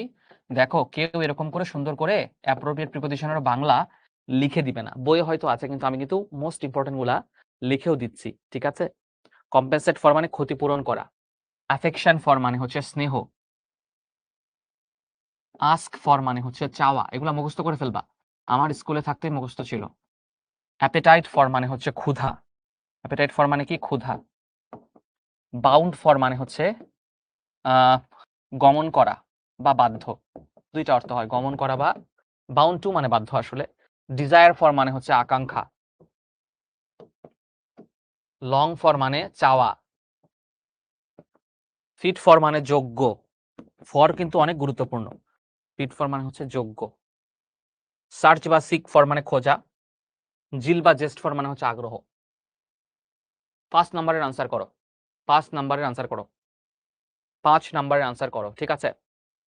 তোমাদের প্রেজেন্সে আমি খুবই খুশি যে ক্লাসের এই পর্যায়ে এসেও ১,০০০ স্টুডেন্ট আছো। তার মানে তোমরা আসলেই ডেডিকেটেড। প্রিপোজিশন তোমরা শিখতে চাও। প্রিপোজিশন তোমরা শিখতে চাও। একজন লিখছে, এপিটাফ মানে কি? এপিটাফ মানে হচ্ছে তুমি মরার পরে সাধারণত কবরের উপরে যেটা লিখা থাকে, এরকম একটা নাম ফলক লিখা থাকে না? সাধারণত লিখা থাকে যে, ধরো তুমি মারা গেছো, তোমার নাম আব্দুর রহমান। লিখা আছে আব্দুর রহমান, এত সালে জন্ম, এত সালে মৃত্যু। আবার যারা কবি সাহিত্যিক বা যারা একটু সাহিত্যমনা, যেমন হুমায়ূন আহমেদের কবরের উপরে লিখা আছে, নয়ন তোমারে পায় না দেখিতে। এটা কোন কবির লিখা বলো? নয়ন তোমারে, খুব সুন্দর একটা লাইন হুমায়ূন আহমেদের কবরের উপরে লিখা আছে, পায় না দেখিতে। খুব সুন্দর, মানে খুব, আমার খুব প্রিয় একটা লাইন। রয়েছ নয়নে নয়নে, খুব গভীর একটা লাইন হুমায়ূন আহমেদের কবরের উপরে লিখা আছে, নয়ন তোমারে পায় না দেখিতে, রয়েছ নয়নে নয়নে। রবীন্দ্রনাথের গানের লাইন। হ্যাঁ, খুব গভীর একটা কথা যে একজন মানুষ মারা গেলে তাকে আর চোখ দিয়ে দেখা যায় না, তাই না? সে তো হারিয়ে যায় কবরের অতল অন্ধকারে। কিন্তু তার স্মৃতিগুলা কিন্তু আমাদের চোখের মণিকোঠায়, হৃদয়ের মণিকোঠায় থেকে যায়। এই নয়নে নয়নে মানে হচ্ছে তুমি আমাদের হৃদয়ের গভীরে আছো। তোমার প্রিয় মানুষটা যদি পৃথিবী ছেড়ে চলে যায়, তোমার থেকে অনেক দূরেও চলে যায়, সে তোমার হৃদয়ের মধ্যে থাকবে। তো এটা প্রিয়জন চলে গেলে আসলে এই জিনিসটা বেশি ফিল করা যায়, তাই না? আচ্ছা, which of the following sentence correctly use the preposition for. For তাহলে কোনটার ক্ষেত্রে সঠিক হয়েছে? আমি দেখতে পাচ্ছি বি, সি, এ সবই আনসারই তোমরা দিয়েছো ডি বাদ দিয়ে। তো দেখি কোনটা সঠিক হয়। আচ্ছা, the medicine is good for a cold, মানে এটা একটা ঠান্ডার জন্য ভালো। হি put the letter for the envelope হবে না, এটা বাদ। অ্যারাইভ 10 ফর টাইম হবে না, ইজ 10। তাহলে এই নাম্বারটাই হবে, তাই না? যে ঠান্ডার জন্য এই ওষুধটি ভালো, ঠান্ডার জন্য, তাহলে এই নাম্বার আনসার জন্য। বাকি যারা অন্যগুলো আনসার দিয়েছো তোমাদের ব্যাখ্যা কি ছিল বলো তো ভাইয়া? ঠান্ডার জন্য এই ওষুধটি ভালো, তো এটা দেখেই বোঝা যাচ্ছে এটা আনসার হবে, এই হবে আনসার। যারা যারা বি দিয়েছো, সি দিয়েছো, ডি দিয়েছো, নিজেদের গালে হালকা করে একটু করে আদর দিয়ে, এরকম করে একটু আদর দিয়ে লিখো যে ভাইয়া নিজে নিজেকে আদর করলাম। মাঝে মধ্যে নিজে নিজেকে আদর করা দরকার, নিজেকে ভালোবাসা দরকার, তাই না? তোমাদেরকে কেউ ভালোবাসে না, সো ভুল করলে নিজেরা নিজেদেরকে হালকা করে আদর করে দিবা, গালের মধ্যে এরকম করে অনেক জোরে একটা মারবা। আমি তো আস্তে মারলাম কারণ আমি তো ভুল করি নাই। আদর দিয়ে তোমরা কমেন্টে জানাও যে ভাইয়া নিজে নিজেকে আদর করলাম, অনেক ভালো লাগলো, তাই না? এবং ঘুমটাও কেটে গেল, এখন অনেক ফ্রেশ লাগছে। যারা যারা ভুল করছো তাদের কিন্তু ঘুম কাটানোর এটাই সুবর্ণ সুযোগ আমি দিয়ে দিলাম। এটা আমার হয়ে তোমরা আসলে এই কাজটা করলা, আমি তোমাদেরকে সামনাসামনি থাকলে এটা করতাম, যেহেতু আমি নাই। ঠিক আছে, ওকে। আচ্ছা, অনেক ঘুম আসলে, একটু ঝিমানি আসলে কি করবা? তখন ভাববা তোমার এখানে একটা মশা বসছে, ঠাস করে মশাটাকে পিটুনি দিবা, নিজেকে কিন্তু না, ক্লাসের সময় যদি ঘুম আসে। ওকে, ফ্রম মানে হচ্ছে হতে, ফ্রম মানে হতে, থেকেছে। তাহলে কোন একটা স্থান হতে আসছে, ধরো আমি বললাম যে ট্রেনটা ঢাকা থেকে আসছে, ট্রেনটা ঢাকা থেকে আসছে, বা সে বিদেশ থেকে এসেছে, তাহলে আমি বলবো হি কেম ফ্রম অ্যাব্রড, মানে সে বিদেশ থেকে এসেছে। তাহলে ফ্রম মানে হচ্ছে হতে বা থেকে। আচ্ছা, যেমন আমার নিকট হতে, ফ্রম মি, ঢাকা থেকে, ফ্রম ঢাকা। আচ্ছা, যে লিখছে মাকে দিয়ে আদর করি, এটা তো আরো ভালো। আমি ছোটবেলার দুষ্ট ছিলাম, স্পেশালি ক্লাস 3-4 পর্যন্ত দুরন্ত ছিলাম, প্রচন্ড দুরন্ত। মানে থাকে না যে সবচেয়ে দুষ্টু বাচ্চা। আমার আমরা 7 ভাই বোন, তো আমার উপরে আমার 4টা বোন, আমার বড়, আমি 5 নাম্বার, আমার উপরে সবগুলো আমার বোন। তো বোনেদের অনেক আদর পাইলে যা হয়, আমি অনেক দুষ্টু ছিলাম, সবার সাথে মারামারি করতাম। তো তখন আমার মা আমাকে অনেক আদর করতো, যে যেভাবে আমি আদর করার কথা বললাম, প্রচুর মাইর দিত, ঠিক আছে? বাট আমার মনে হয় যে আমার মানুষ হওয়ার পিছনে আমার আম্মুর এই মাইরগুলোর অবদান আছে আরকি। মানুষ হইছে কিনা totally I am not sure, but যতটুকু হইছে আরকি। ঠিক আছে? হ্যাঁ, বড় হয়ে একটু ভালো হয়ে গেছিলাম যদিও। স্পেশালি আমি খুবই ভালো স্টুডেন্ট হইছি তথাকথিত। স্কুলে ১ রোল হইছি, ২ রোল হইছি ক্লাস 9 এ ওঠার পর থেকে। ঠিক আছে? তার আগে ৫-৬ রোল ছিলাম। ওকে। আমার স্কুলের ফ্রেন্ডরা এখনো বলে যে খুবই স্কুলে থাকতে আমি খুব মারামারি করতে পছন্দ করতাম। একটু বড় হয়ে এটা ঠিক হয়ে গেছে, আর করি নাই। কারণ যত বড় হইছি বুঝছি যে মারামারি করা আসলে, কারো সাথে ঝামেলা করা, কাউকে খারাপ কথা বলা, এগুলো আসলে ভালো কিছু না। একসময় মনে হতে পারে এটা মনে হয় খুব সাহসের ব্যাপার। বাট না, এটা সবচেয়ে বাজে জিনিস, মানুষকে আঘাত দেওয়া। মানুষকে আঘাত না দিয়ে তুমি মানুষের সাথে সুন্দর কথা বলে, সুন্দর ব্যবহার করে মানুষের মন জয় করতে পারবা। কাউকে ধমক দিয়ে, ভয় দেখিয়ে আসলে তুমি বেশিদিন তাদের মনে থাকতে পারবা না। ঠিক আছে? ওকে। সো রিফ্রেইন আর রেজিস্ট মানে হচ্ছে, আর অ্যাবস্টেইন মানে, আচ্ছা রেজিস্ট মানে হচ্ছে তোমার বিদ্রোহ করা। রেজিস্ট মানে হচ্ছে বিদ্রোহ করা। আর রিফ্রেইন মানে হচ্ছে বিরত থাকা, অ্যাবস্টেইন মানেও বিরত থাকা। তাহলে এই দুইটার অর্থ হচ্ছে বিরত থাকা। বিরত থাকা, ঠিক আছে? আচ্ছা। প্রহিবিটেড মানে হচ্ছে নিষিদ্ধ। প্রহিবিটেড মানে কি? নিষিদ্ধ। দেখো তোমরা মনে করতে পারো যে সাদমান ভাইয়ার এত মুখস্থ কিভাবে? ওই যে তোমাদের সময় থাকতে মুখস্থ করছিলাম। প্লাস অনেকদিন পড়াইতেছি, পড়াইতে পড়াইতে মুখস্থ হয়েছে। একজন লিখছে, স্যার আমার বাসা ব্রাহ্মণবাড়িয়া, আমাকে এসে মেরে যান। ওরে বাবা! ব্রাহ্মণবাড়িয়ার লোকজনের সাথে তো ঝামেলায় যাওয়াই যাবে না। গতকালকে দেখলাম যে একটা নিউজে যে ব্রাহ্মণবাড়িয়ায় এক বাসার হাঁস আরেক বাসার উঠানে চলে গেছে। এই নিয়ে ২ গ্রামে হাজার, হাজার মানুষ মারামারি করতেছে যে এক বাসার উঠানের হাঁস আরেক বাসার উঠানে চলে গেছে তাই। তুমি চিন্তা করো ভাই, এটা কি মারামারি করার জিনিস? কিন্তু ব্রাহ্মণবাড়িয়ার লোকজন কিন্তু এটা নিয়েও মারামারি করে, ঠিক আছে? আমি আর বেশি কিছু বলব না, বললে তোমাদের রায়হান ভাই ক্ষেপে যাবে। কারণ তোমাদের রায়হান ভাই কিন্তু ব্রাহ্মণবাড়িয়ার মানুষ। যদিও তোমাদের রায়হান ভাই অনেক শান্তশিষ্ট একজন মানুষ, কারো সাথে সাধারণত মারামারি করে না। মানে ব্রাহ্মণবাড়িয়ার মধ্যে এক্সেপশনাল, ঠিক আছে? আচ্ছা, ওকে। আমরা সব টিচাররা কি করি, ব্রাহ্মণবাড়িয়ার মারামারির নিউজ আসলেই তোমাদের রায়হান ভাইকে আমরা সবাই পাঠাই এবং অনেক খোঁচাই। রায়হান ভাই ক্ষেপে যায়। বাট আসলে তোমাদের রায়হান ভাই অনেক ভালো মানুষ। আমরা জাস্ট ওর সাথে মজা করি। 6 নাম্বারটা কি হবে? সবাই আনসার করো। 6 নাম্বারটা কি হবে সবাই আনসার করো। আমি চাই ক্লাসের শেষ পর্যন্ত তোমরা থাকো এবং শেষ পর্যন্ত থেকে তোমরা আজকে শিখবো জিতবো একটা স্ক্রিনশট দাও যে ভাইয়া ক্লাসের শেষ পর্যন্ত ছিলাম। এটাই তোমাদের হচ্ছে একটা কি থাকে, একটা স্ক্রিনশট থাকে, একটা কি থাকে, একটা স্ক্রিনশট থাকে তোমাদের আজকে শিখবো জিতবো এই স্ক্রিনশটের জন্য ভরা থাকে। এই যে 955 জন ক্লাস করছে সবার স্ক্রিনশট দিয়ে যে ভাই আজকে ক্লাসের শেষ পর্যন্ত ছিলাম।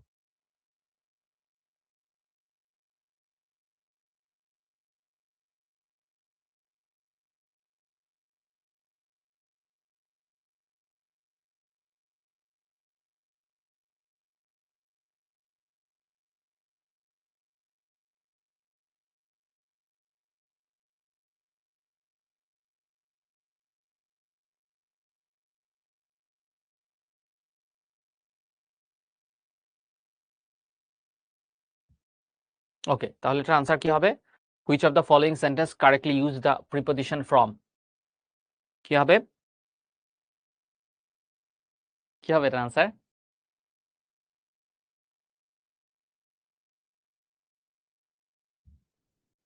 এটা হবে বি হবে, তাই না? সে স্টেশন থেকে হেঁটে আসলো, স্টেশন থেকে হেঁটে আসলো, এটা বি হওয়া ছাড়া অন্য কোনো উপায় নাই।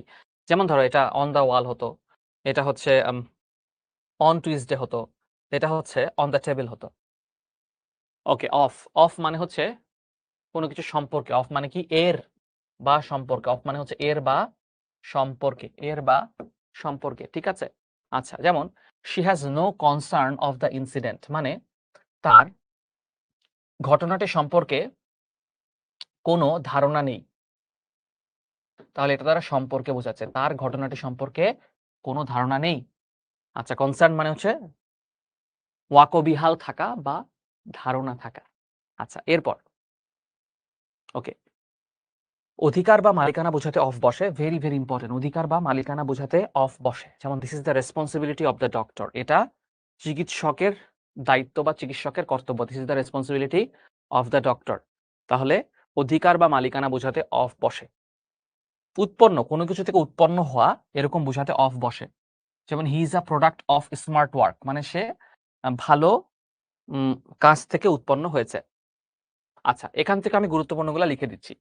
ফন্ড অফ মানে হচ্ছে ভক্ত, শিওর অফ মানে বুঝছো যে নিশ্চিত হওয়া, কনসাস অফ মানে সচেতন, অ্যাওয়ার অফ মানেও সচেতন,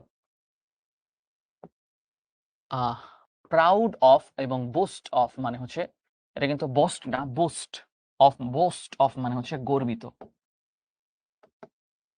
ক্যাপাবল অফ মানে হচ্ছে সক্ষম, ডেপ্রাইভ অফ মানে হচ্ছে বঞ্চিত, ডেপ্রাইভ অফ মানে হচ্ছে বঞ্চিত, ডেভয়েড অফ মানেও বঞ্চিত, অ্যাকিউজড অফ মানে হচ্ছে অভিযুক্ত, অ্যাকিউজড অফ মানে কি অভিযুক্ত, অ্যাফ্রেইড অফ মানে কি ভীত। এগুলা করলে, ইগনোরেন্ট অফ মানে হচ্ছে অজ্ঞ, কিছু না জানা, জেইলাস অফ মানে হচ্ছে ঈর্ষান্বিত। এই যেগুলা দাগাই দিলাম এগুলাই পরীক্ষায় বেশি আসবে। তাহলে পোল কোয়েশ্চেন 7-এর আনসার করো, পোল কোয়েশ্চেন 7। আমি দেখতে চাই যে কাদের সবগুলাই আনসার হয়, ক্লাস শেষে কারা বলবে যে ভাই পোল কোয়েশ্চেন এতটার মধ্যে আমাদের এতগুলা হয়েছে, এইটা জাস্ট আমি দেখতে চাই। সবগুলাই হইতে হবে এমন না, আমি জাস্ট পার্সেন্টেজটা দেখতে চাই, ভাই আমার এটার মধ্যে এতগুলো হয়েছে, তার মানে প্রিপোজিশন আমার মোটামুটি এরকম একটা আইডিয়া চলে আসছে। যার খারাপ হয়েছে সে ক্লাসটা আবার দেখবা, আবার পোলগুলোর আনসার করবা, আবার বোঝার চেষ্টা করবা, দেন নিজেকে আবার জাজ করবা। মনে রাখবা ভালো স্টুডেন্ট হওয়া একটা প্রসেস, নিজেকে বারবার বারবার বারবার বারবার জাজ করা, নিজেকে নিজের একটা আয়নায় বারবার দেখা। শিখরও আয়না আছে, শিখর আয়না মানে শিখর পরীক্ষা দিয়ে তুমি নিজেকে দেখতে পারো, বাট নিজেরও একটা ওন আয়না থাকা দরকার। ভালো একটা স্টুডেন্টের না নিজের একটা জাজমেন্টের একটা স্কেল থাকে, মানে ও হচ্ছে নিজেকে চ্যালেঞ্জ ছুড়ে দেয়। আমি যখন ক্লাস 9-10 ছিলাম, আমার হচ্ছে কম্পিটিশনটা অবশ্যই ক্লাসমেটদের সাথে ছিল, আবার নিজের সাথেও ছিল, যে আমি এই পরীক্ষায় খারাপ করছি, তাহলে সামনের পরীক্ষায় ওটার থেকে আমি 2 মার্ক বেশি পাইলাম কিনা, 5 মার্ক বেশি পাইলাম কিনা। আগের বার কোয়েশ্চেন পেয়ে আমার যতটা ভয় লাগছিল, পরের পরীক্ষায় ভয়টা কম লাগছে কিনা, বা আমি কঠিন সিচুয়েশনে, কোয়েশ্চেন কঠিন আসছে সেখান থেকে আমি নিজেকে সামলায় নিতে পারছি কিনা। হয় না অনেক সময় এমসিকিউ অনেক কঠিন চলে আসে, সিকিউ আবার সহজ চলে আসে। কঠিন এমসিকিউ দিলে কিন্তু বোঝা যায়। আমার মনে একটা স্টুডেন্টের এমসিকিউ তো ইংরেজিতে নাই, বাট অ্যাডমিশনে আছে। এখন তোমরা সৌভাগ্যবান, এখন এমসিকিউ নাই। বাট যত বড় হবা ইংরেজিও এমসিকিউ আসবে, তখন কিন্তু অবস্থা টাইট হয়ে যাবে। তো যেটা বলার চেষ্টা করছি সেটা হচ্ছে যে এমসিকিউ দিয়ে আসলে একটা স্টুডেন্টের কনসেপ্ট কতটা ক্লিয়ার এটা কিন্তু আসলে আমার মনে হয় বোঝা যায়। তোমরা আমার সাথে একমত কিনা আমি জানি না।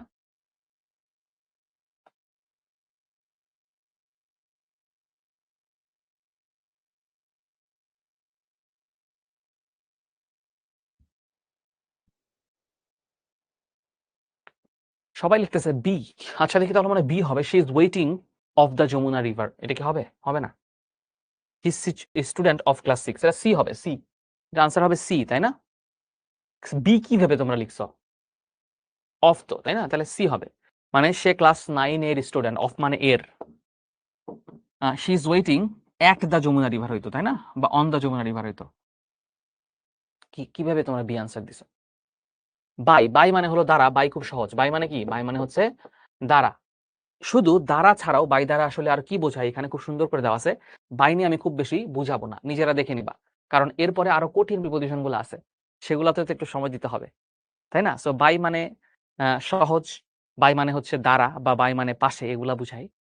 বাইটা একবার একটু দেখে নাও, একবার দেখে নিয়ে তোমরা 9 এর আনসার করো। একবার একবার রিডিং পড়ে নাও এই পাঁচটা রিডিং পড়ে নিয়ে তারপরে আমরা আনসারটা করব।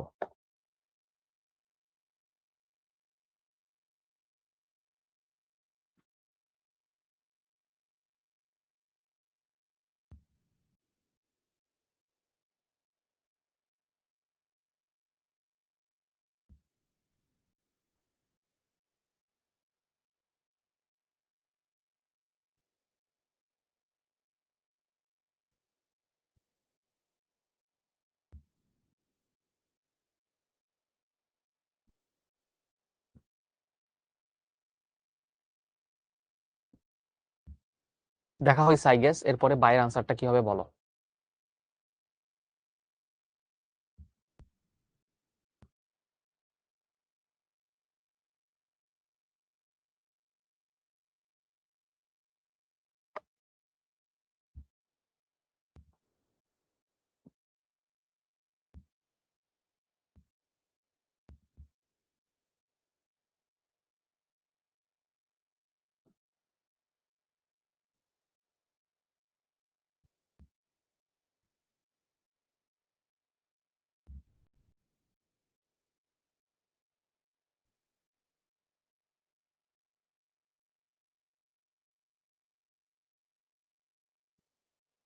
সবাই লিখতেছে এ, তাই না?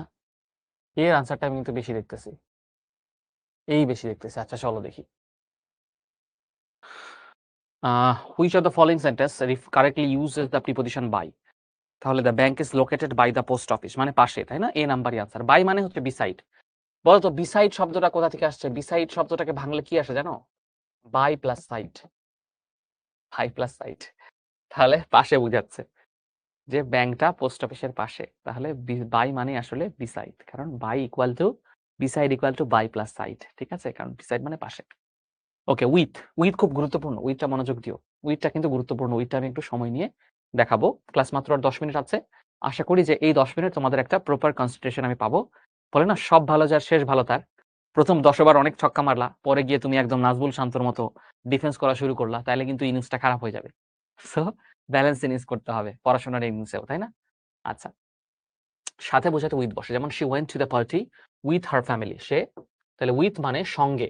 উইথ মানে দ্বারাও বোঝায়, উইথ মানে দ্বারাও বোঝায়। ধরো আমি বললাম যে আই, ধরো আমি বললাম দ্য লেটার, এটা কি হবে বলো? The letter was written dash me dash a red pen. বলো দুইটা ড্যাশের কোনটাতে কি হবে? The letter was written dash me dash আর রেড পেন। দেখি কারা কারা পারে, কারা কারা পারে। একজন লিখছে আপনি ছোটতে ছিলেন দুরন্ত, এখন হয়েছেন একদম শান্ত। হ্যাঁ, এখন মোটামুটি আল্লাহর রহমতে শান্ত হয়ে গেছি। শান্ত হলে তো ভালো। ঠিক আছে, কিন্তু নাজমুল হোসেন শান্ত কিন্তু হই নাই। হ্যাঁ,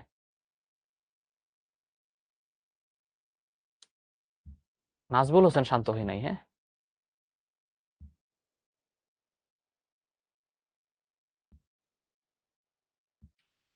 প্রথমটাতে হবে বাই। মনে রাখবা, ব্যক্তির দ্বারা কোনো কাজ হলে বাই হয়, আর বস্তুর দ্বারা কোনো কাজ হলে সেখানে উইথ হয়। তাহলে উইথ মানে সঙ্গে দ্বারা অনেক অর্থ বুঝায়। সঙ্গেও বুঝায়, দ্বারাও বুঝায়, সঙ্গেও বুঝায়, দ্বারাও বুঝায়। আচ্ছা, তাহলে এই যে দ্বারা দিয়া বুঝাতে, এই দ্বারা দিয়া মানে কি বস্তু দিয়ে, কোনো বস্তু দিয়ে করলে উইথ হয়। যেমন he opened the door with a kick, লাথি মেরে দরজাটা খুললো। অনেকে আছে না, হ্যাঁ লাথি মেরে দরজা খুললো, ঠিক আছে। আচ্ছা, কারণ বুঝাতে উইথ বসে, যেমন হিজ ভয়েস ট্রেম্বলড উইথ ফিয়ার, মানে ভয়ে তার গলা কাঁপছিল। ওকে, এর মধ্যে গুরুত্বপূর্ণ গুলা কোনটা? এই যে অ্যাংরি উইথ, কোনো ব্যক্তির সাথে খেপে গেলে, কোনো পার্সনের সাথে খেপে গেলে হয় অ্যাংরি উইথ। অ্যানয় উইথ মানে কোনো পার্সনের সাথে বিরক্ত হওয়া। ব্লেসড উইথ মানে আশীর্বাদ পুষ্ট। বার্ডেন উইথ মানে ভারাক্রান্ত। কিপ আপ উইথ বা কিপ পেস আপ উইথ মানে হচ্ছে তাল মিলিয়ে চলা, মানে কি তাল মিলিয়ে চলা, তাল মিলিয়ে চলা। বলো কোশ্চেন নাম্বার 9 এর আনসারটা কি হবে? কোশ্চেন নাম্বার 9 এর আনসারটা কি হবে?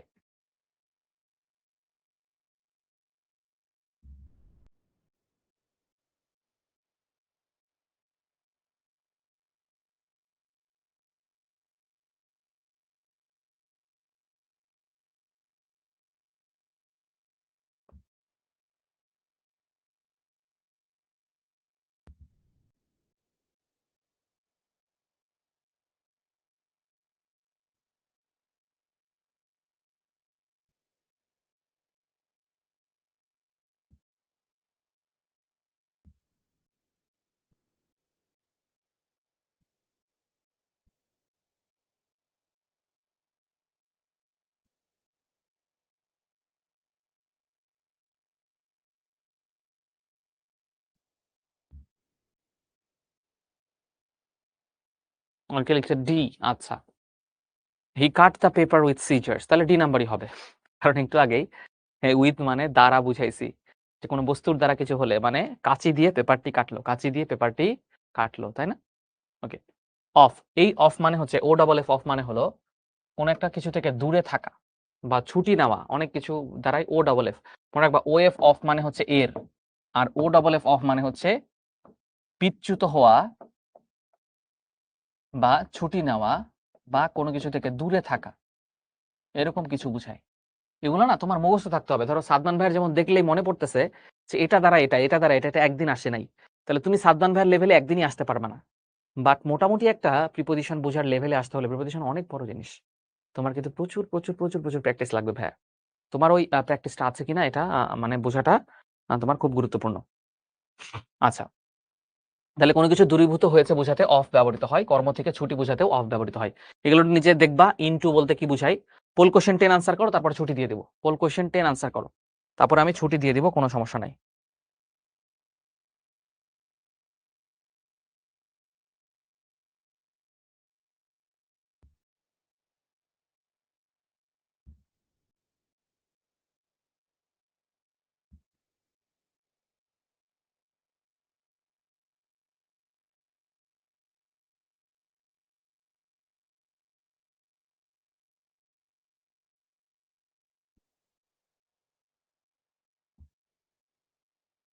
আমি বলছি A, she lives into the next street, এটা কি আসলে? He put the book into the bag, the meeting is into the morning, এই এটা ইনটু হবে না, আগে বোঝাচ্ছে, এটা হবে না, আগে বোঝাচ্ছে। বি নাম্বার হবে, তাই না? হি put the book into his bag, মানে ব্যাগের ভিতরে বইটা ঢুকায় রাখলো, তাহলে বি নাম্বার আনসার হবে, বি নাম্বার আনসার হবে। ঠিক আছে, ওকে। অ্যাবভ মানে উপরে। এখন খেয়াল করো, এখানে কিছু জিনিস আছে, এগুলো নিজেরা নিজেরা দেখবা। আচ্ছা, পোল কোশ্চেন 11 আনসার করলাম না, আমি কিছু জিনিস দেখাই তোমাদেরকে লাস্টে, জাস্ট একটু একটা ঝলক দেখাই, যে এখানে হচ্ছে কিছু জিনিসের পার্থক্যগুলো খুব সুন্দর করে দেওয়া আছে। ধরো নিচে বুঝাতে না বেনেথও ব্যবহৃত হয়, অ্যাবাভও ব্যবহৃত হয়, ওভারও ব্যবহৃত হয়। এখন বেনেথ মানেও নিচে, বিলো মানেও নিচে, আন্ডার মানেও নিচে। খেয়াল করো, একদম সরাসরি নিচে বুঝাতে আন্ডার হয়, একদম সরাসরি বুঝাতে আমরা আন্ডার ব্যবহার করি।